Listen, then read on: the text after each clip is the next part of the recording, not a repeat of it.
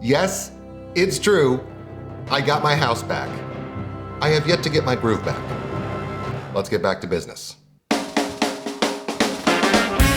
It's time for Hollywood Grump. Hey everybody, welcome to Hollywood Grump. I am the Grump, aka Baby G, aka Mr. Good Times, aka Shh, Daddy's resting his eyes. Here on Hollywood Grump, we talk about everything from new and vintage gear, including testing and reviews, to surviving the business of Hollywood, to stuff that just sticks in my chimney. All through the lens of a man who's so disinterested in so many things that blah, blah, blah, blah, blah, blah, blah, blah, blah. For all you gear nerds out there, today's episode is shot on a somewhat unique lens. It's the Helios 77M-4 50mm f1.8.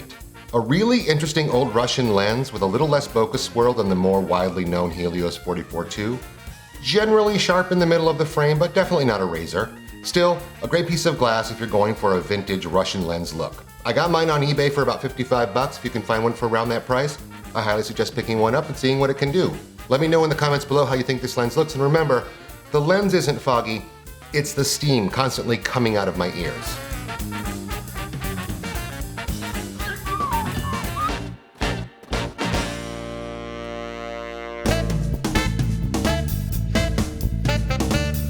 So this episode is one that's been in the making for quite some time, but my 10-day home project has left me a man without a country for about a month. Probably the most widely asked question that I field is why live action production costs so much. Actually, to be more specific, I get asked how much something will cost to shoot and then spend the entire day talking them down from their hysterics. And this episode may turn into a multi-part episode because there's a lot of stuff involved, there's a lot of personnel involved in live action shooting. So I'll try to be as efficient as possible. It will get a little dry, but it's totally worth the watch. In general, the hope is that I can clear up once and for all why live action costs what it does, who all these people are on a set, why they cost so much, what do they do, and also all the tiny little hidden costs involved in live action shooting that you might not be aware of. By the way, if you're ever challenged by a client about why stuff is costing so much, feel free to just send them this link. It's going to save you a lot of time and energy, save your breath, and let this do the talking. You can always blame it on me. I'll be the scapegoat. Now there's a lot to cover, so let's get right down to the testicoli of this.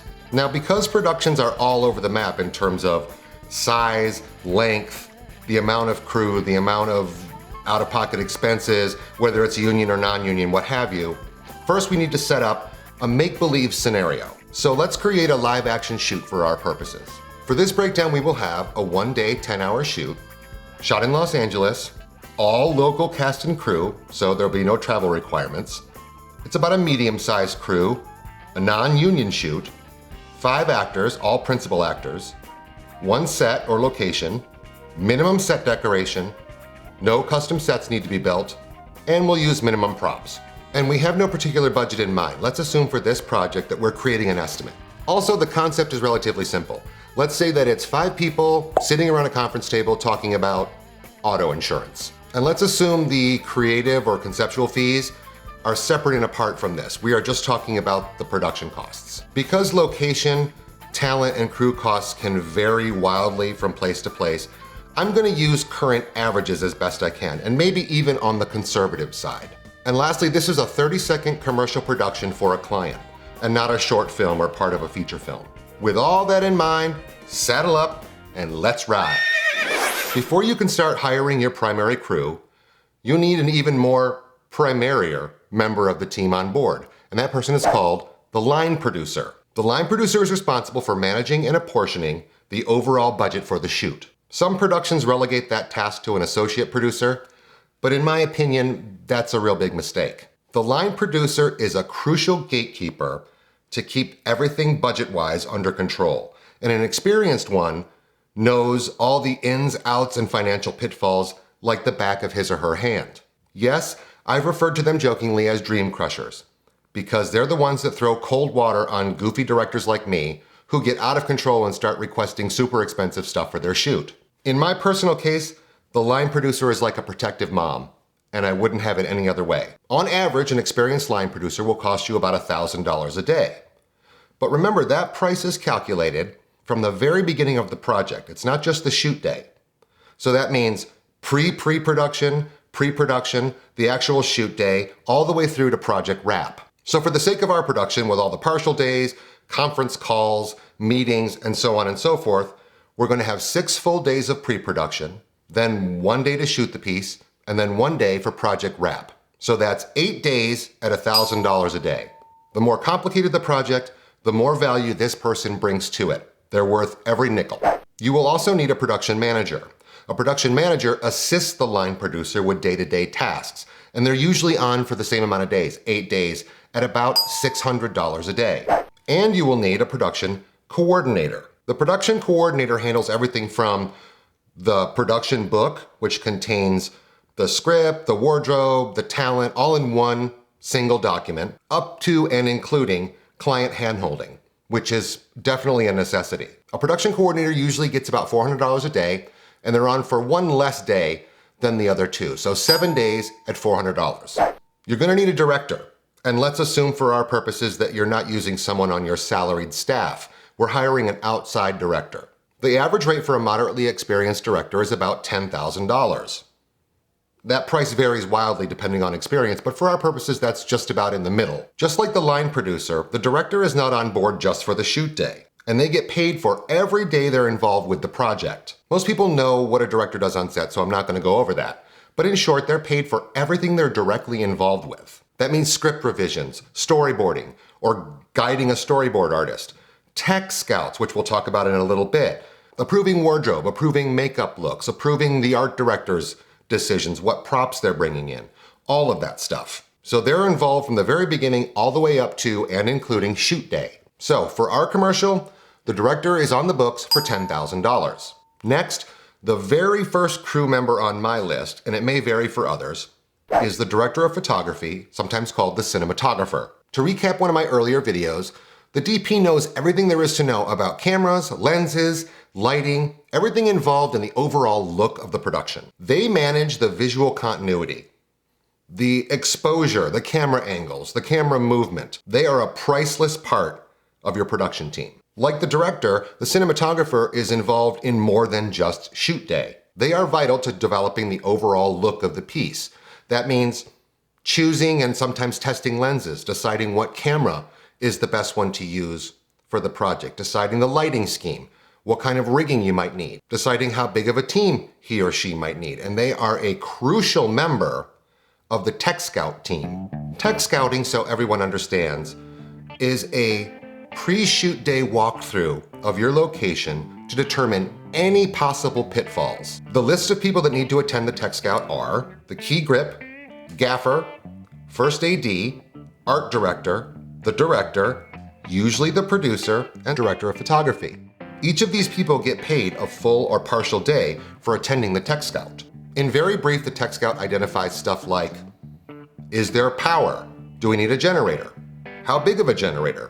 Is there an area to park the trucks?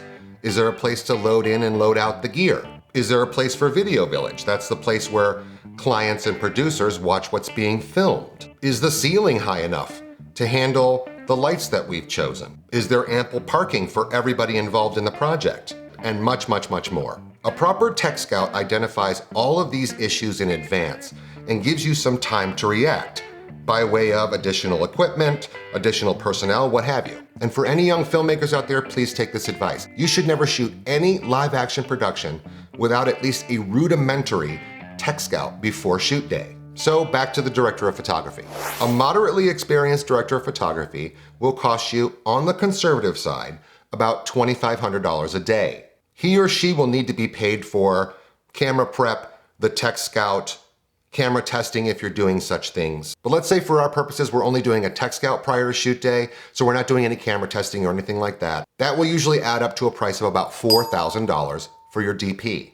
Next, one of the most critical members of any live action production, you'll need a first AD. The first AD keeps all the moving parts of this ridiculous circus running like clockwork. They manage the schedule, the shot list, which makes sure that you don't forget to shoot anything. They manage where everyone needs to be at any given time. Who needs to be in makeup? Who needs to be in wardrobe? What time do they need to be out of makeup and wardrobe and on the set? They help with scene blocking, with pre-lighting.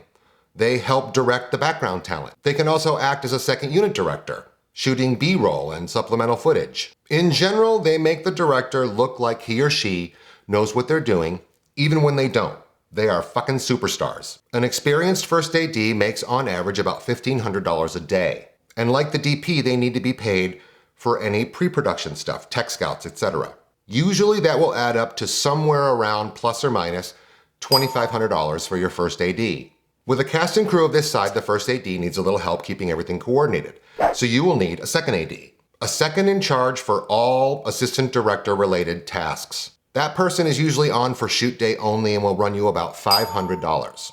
There's a running joke that outside Hollywood, nobody knows what a grip or a gaffer actually does. So while this is an abbreviated explanation, let's clear that up. First, a grip, and grips are broken down into two categories, key and support. A key grip is the chief technician in charge of all non-electrical lighting requirements. Light control, camera movement, anything involved with the camera and lighting that's not electrical. For example, they're in charge of light diffusion, flagging off light so that it doesn't spill all over the place, light rigging, rigging up the actual lights on stands or on the ceiling. Should the camera be on a dolly or on a crane, and what kind of crane do we use for that, and so on. You will often hear the term used as key plus a number. For example, key plus 2. That means the key grip has determined that, budget permitting, he needs 2 more people to help him accomplish his job. You will almost always be hiring at minimum a key plus 1. The plus 1 is a crew member called a best boy. Best boy is second in charge of all grip responsibilities, like a vice key grip. A good key grip makes an average of about $600 a day, and that would be for 2 days, the shoot day and the tech scout. And the best boy makes an average of $575 a day. They're usually on just for the shoot day. So our total all in for our key plus 1 is $1,775. And as a reminder, and this applies for everyone I'm talking about here, these are the most basic descriptions of what they do. Yes, I understand that they do much, much more, and depending on who you hire, they have different skill sets. So before you all take virtual pen to paper, just calm your shit down. I get it. A gaffer is on the electrical side of the equation. Gaffers support the camera department with all electrical considerations related to lighting and power. Gaffers control the output of all the lights. They will interconnect lights to a grid system so that you can control all the lights at once. They manage the miles and miles of snaking power cables that are running through any production set, and a lot more. And you should never skimp on a gaffer. They are a hugely important member of the team. An experienced gaffer averages about $600 a day, again for 2 days, the shoot day and the tech scout, so that's $1,200. And a gaffer will also have a best boy. They're priced exactly the same as the best boy grip, about $575 a day. So in our scenario, the gaffer plus best boy is exactly the same as the grip department, $1,775. The director of photography also requires a support team. During pre-production, the director of photography will determine how many people he or she needs on their team. On a shoot of this size, the DP operates the camera, while his support team does stuff like lens changes, camera prep, changing the batteries, making sure that there's fresh media in the camera at all times, stuff like that. On feature films, you'll sometimes see stuff called camera operator or loader, which is kind of an antiquated term. Loader was what they used to call the person who brought the fresh spools of film to put on the camera so that the DP always had a fresh roll to use. Nowadays, it usually refers to the person who puts digital media in the camera to make sure that they have clean digital media. And sometimes you will see a credit for a focus puller, whose principal job is to make sure that they hit predetermined focus marks with absolute precision. But in commercial production, these positions are commonly referred to as first assistant camera, second assistant camera, and so on. The first AC is on the books for $600 a day times 2 days. That's a camera prep day and then the shoot day. And a second AC is usually on for about $575 a day, and they're only on for the shoot day. On this shoot, we do not require a Steadicam or a gimbal operator, who are potential additional members of the camera department, but we don't have them in this shoot. So for our production, let's say the DP requires 2 support crew, and one of them can double as the slate operator. The slate, if you don't know, is the clapper. People call it the clapper. It's a thing that gives a visual display of the shot you're shooting, the shot number, some other basic information in written form. Sometimes it has a visual display of time code. If it doesn't have visual display of time code, or even if it does, you sync up the moment that the clapper hits with the clicking sound on the audio track that you're recording, and then everything's in perfect sync. But we don't need a separate crew member for that in our scenario. So the first AC and the second AC, again, total up to $1,775. Seems to be a popular number.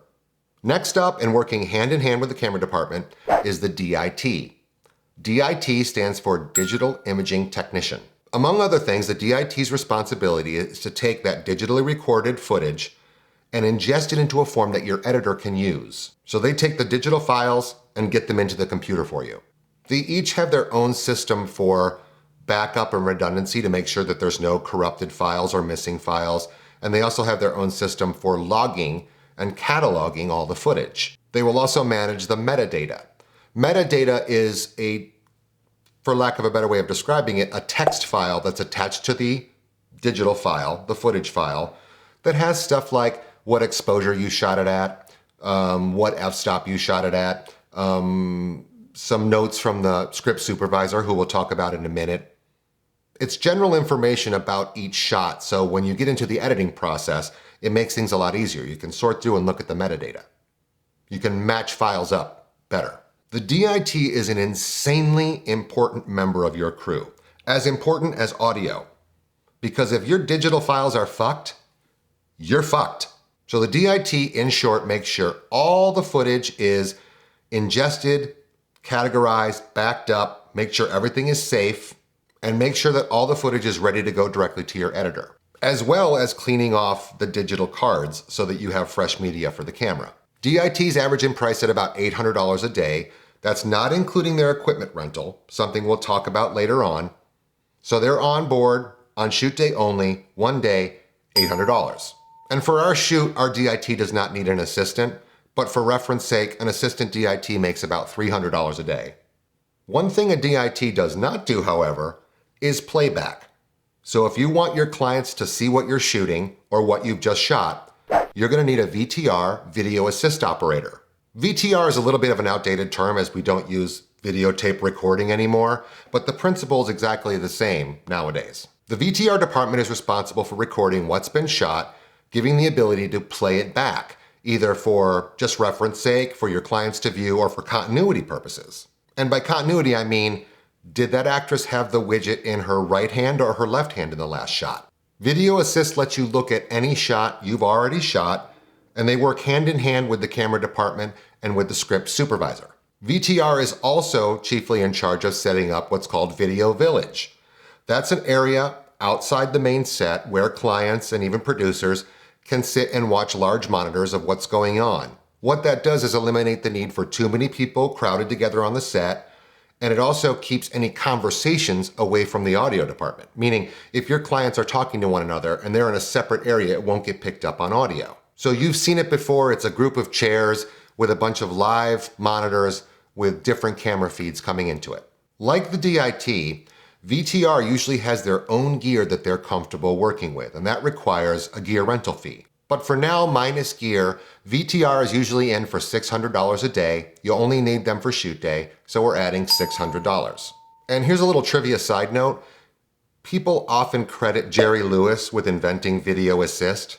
It's not true. He patented it in the 1960s, but Video Assist in one form or another has been around as far back as 1947. So, sorry, Jerry. You're gonna need sound. And no, plopping a mic on top of your camera is not how sound is done for professional productions. This is something you should always remember, and please take this to heart. Sound is the most important thing on your set. If you have a lousy picture but great sound, there are 1,000 ways to salvage bad footage.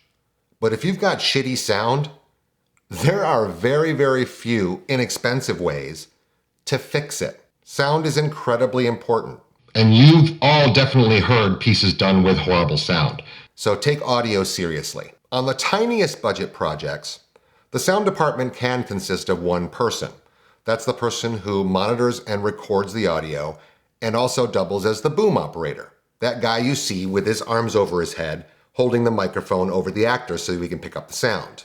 But most of the time the audio department consists of at least two people, one to monitor and record, and one that acts as the boom operator. And for the record, not to get too deep into it, audio engineers do a lot more than just push the record button.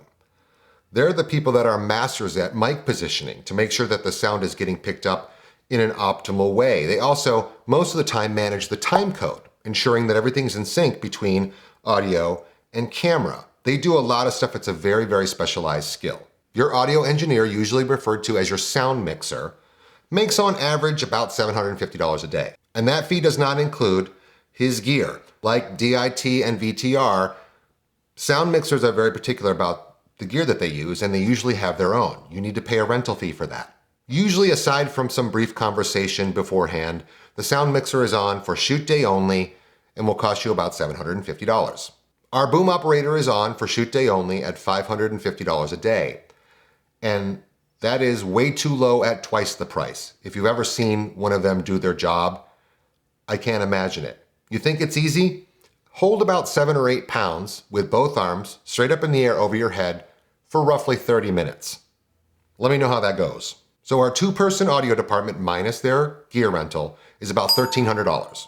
Next, someone who I've mentioned a couple times in this piece is your script supervisor. A script supervisor is your first line of defense against bad continuity. While their primary job is to make sure that all the dialogue is delivered as written in the script, they also ensure that there are no choppy points where everything's going to sync together in edit. And they do this by monitoring continuity. And I gave you an example earlier.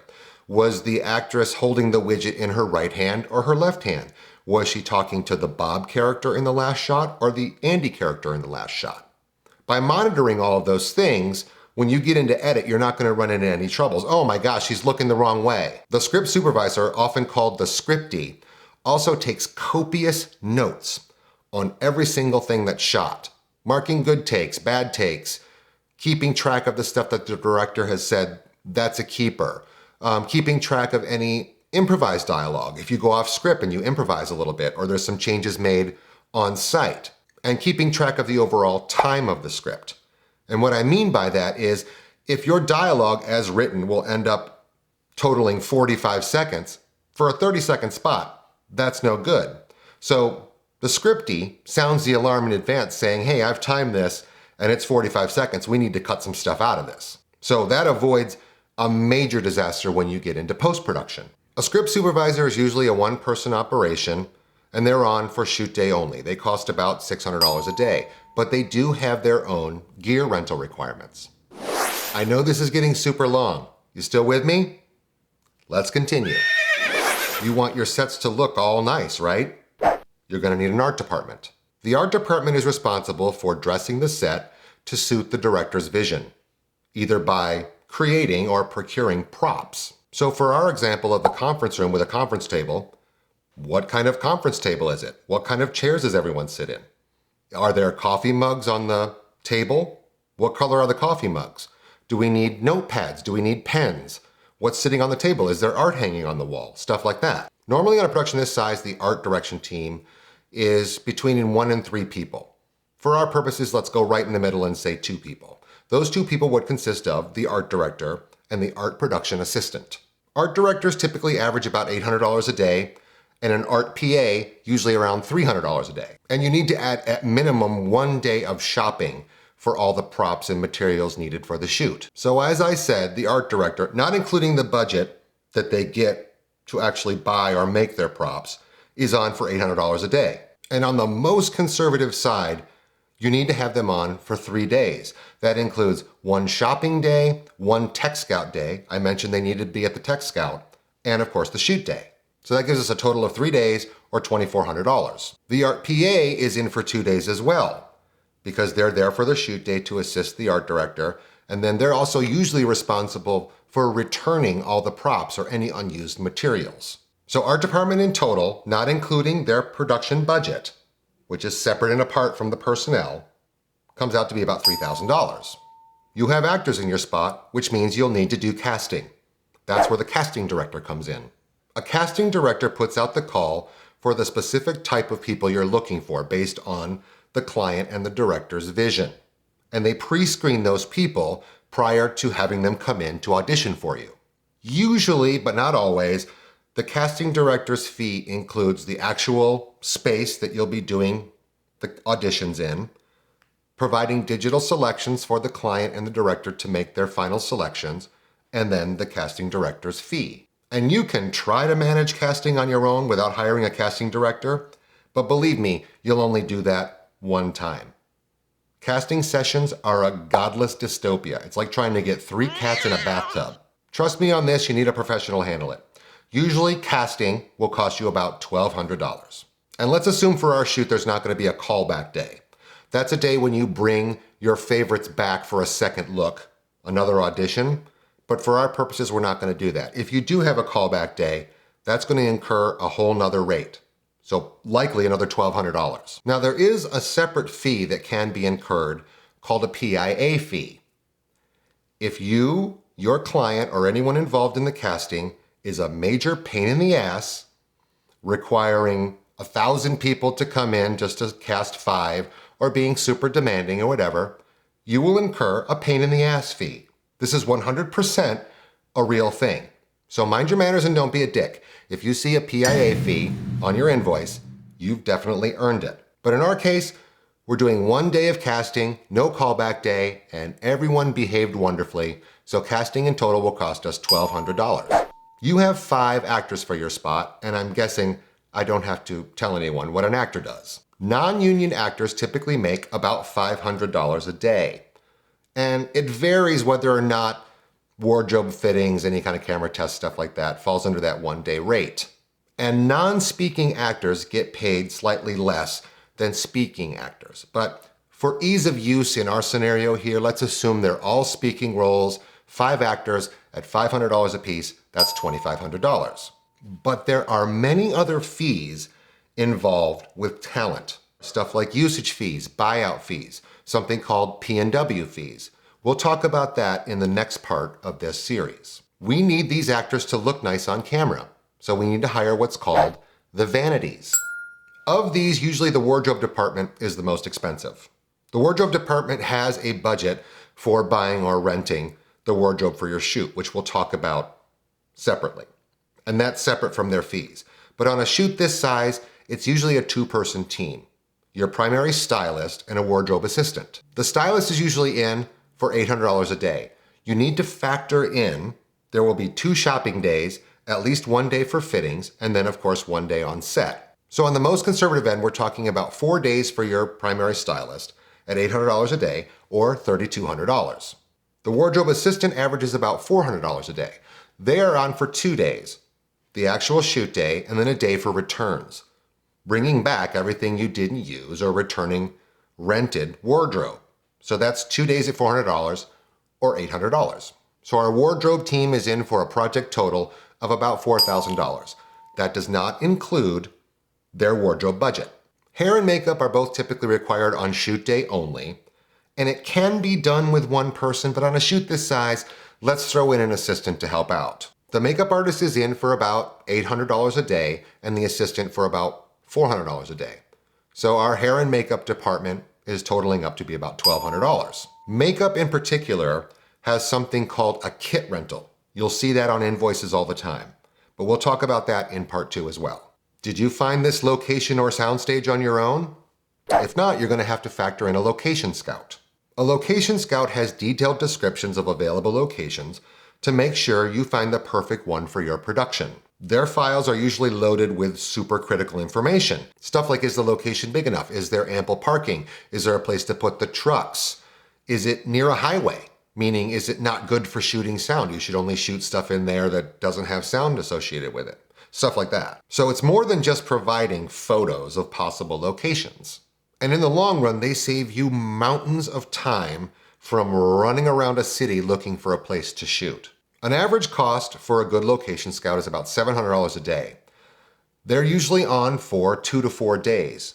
That includes going to different locations, corresponding with the location owners, the actual scout of the location to make sure it's everything it's supposed to be. But we'll go right in the middle and say that they're on for 3 days. $700 a day for 3 days. Our location scout is in for $2,100. To wrap out our crew, we're going to have to throw in some production assistants, usually just called PAs. PAs generally function as runners. They run to Starbucks for coffee. They run to the copy center to get additional copies of the script. They can pick the client up from the airport or pick the client up from the hotel to get them to set. And running out to a Whole Foods because Jim, the client, can only eat pink Himalayan salt on all of his food. PAs usually average about $200 a day, and for a shoot this size, you likely need 4 of them. So PAs will cost you $800. Young filmmakers, aspiring filmmakers, being a PA is a spectacular way to get your feet wet. It is really, really great experience. Not only do you have the opportunity to work with some excellent talent and see how things are done, but if you do a good job, your name will be remembered. A lot of the top talent in the industry today started off as PAs. And last but not least, I will lump together some ancillary but no less important crew. Stuff like medics, security, additional drivers, a possible office assistant, which is different than a production assistant. Let's put those all together in a one lump fee and say that'll cost you about $2,000. Now, things not included in our make-believe shoot are stuff like teachers. If you're shooting with kids, you have kids on the set, California law, at least, requires a teacher be on set so that the kids can learn between shots. They have dedicated school time that you need to factor into your shoot schedule. Executive producer fees. We're assuming for our scenario that the EP is a member of the salaried staff of the production company, so we don't need to hire an external executive producer. Carpentry and scenics, because as I said, we don't have any custom sets being built. And a food stylist, because for the most part, the only thing we're gonna have on the table is cups of coffee, so you don't need a food stylist for that. But should any of those things apply to your particular commercial, just a heads up that those fees will have to be added to your budget. So with a cast and crew of plus or minus 35 people, which is on the low side, or let's say the low medium side, of a typical production, and rounding down to the nearest number, we're in the high 50,000s already with just personnel, and we haven't even talked about a good number of your out-of-pocket expenses. And my math might be off by a little bit, but nothing significant. So if you're one of those math nerds that feels the need to correct people, just know in advance that I couldn't care less and that you're just begging for an atomic wedgie. In part 2 of this series, we'll be discussing stuff like location fees, the rental costs for that, gear rentals. As I've mentioned, a lot of these different departments have their own specific gear rental needs. And we haven't even talked about lights, talent fees, meals, catering, and all those other little expenses that have blindsided production companies since the beginning of time. And there'll be a lot of stuff involved with it. So click subscribe and tap that dopey little bell to be notified when the remainder of this long-winded explanation is posted. But for now, I am spent, and it might be nappity nap time. Oh, before I forget, if anyone ever hears me utter the words, "get some simple repairs done around my house," ever again, please crack me in the skull with a carpet hammer. Lastly, I want to thank some people that helped me make this show possible. The good folks at The Garden Creative, thanks so much guys for your support. My great friend Buzz Burbank for lending his golden throat to the project. Thanks, JR. My brother Billy Lincoln for providing the amazing music. My little Easter lily Raina for helping me with the pricing breakdown. And my family for letting me go on with this total folly. If you dig the show, please like and subscribe. Hope you enjoyed Hollywood Grump. Until next time, and I say this with a massive smile on my face, get the hell out of my house.